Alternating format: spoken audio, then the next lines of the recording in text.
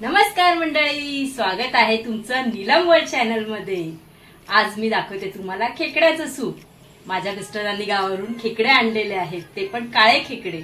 तुम्ही रोज खेकड्याचं कालवण खाता, पण आज मी बनवते खेकड्याचं सूप।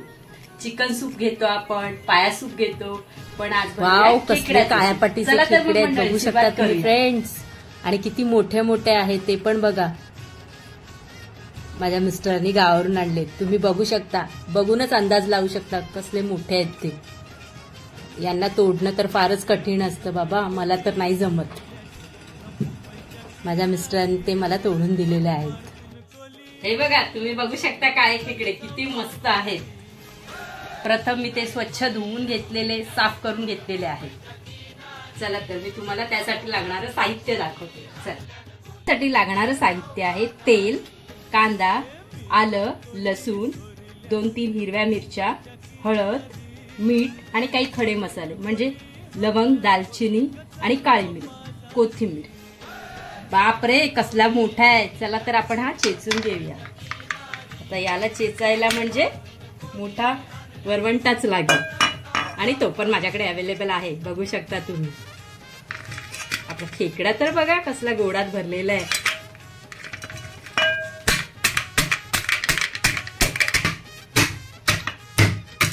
आता हे मी मस्त असं बारीक चेचून घेतलेलं आहे। आपला वरवंटा असल्यामुळे हे काम सहज झालेलं आहे। हे बघा किती मस्त असं बारीक त्याचा चुरा झालेला आहे। फ्रेंड्स, तुम्ही बघू शकता याचा नांगा बघा किती मोठा आहे। हे काही छोटे छोटे नांगे आहेत, ते मी मिक्सरला वाटून घेते। हे बघा आता मी ह्या नांग्या वाटून घेतलेल्या आहेत। आता मी हे या खेकड्यांमध्ये ऍड करते।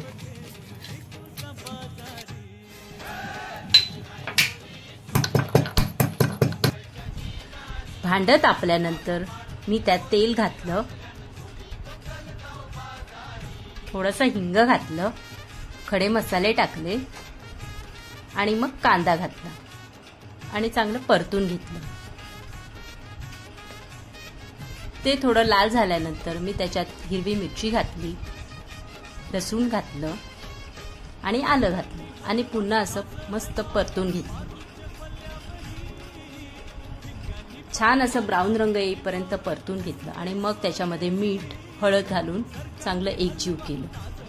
मग मी खेकड्याचं जे वाटलेलं जिन्नस होतं ते त्याच्यामध्ये मिक्स करून घेतलं आणि मस्त असं परतून घेतलं आणि मग वाफेवर शिजायला ठेवलं। साधारणतः 15 मिनिटं लागतात शिजण्यासाठी। वरून मी पुन्हा झाकण दिलं। एक 5 मिनिटाने मी त्याच्यात मिरेपूड घातली आणि पुन्हा झाकण ठेवलं। हे खेकडा सूप आपल्या हेल्थसाठी खूप फायदेशीर असतं। सर्दी खोकल्यासाठी तर अतिउत्तमच आहे। थोड्या वेळानंतर त्याच्यामध्ये मी सुकं खोबरं ऍड केलं आणि पुन्हा 2-3 मिनिटं मी त्याच्यावर झाकण ठेवलं। आपला खेकडा सूप तयार आहे। मग मी त्याच्यावर कोथिंबीर घालून ते सर्व केलं।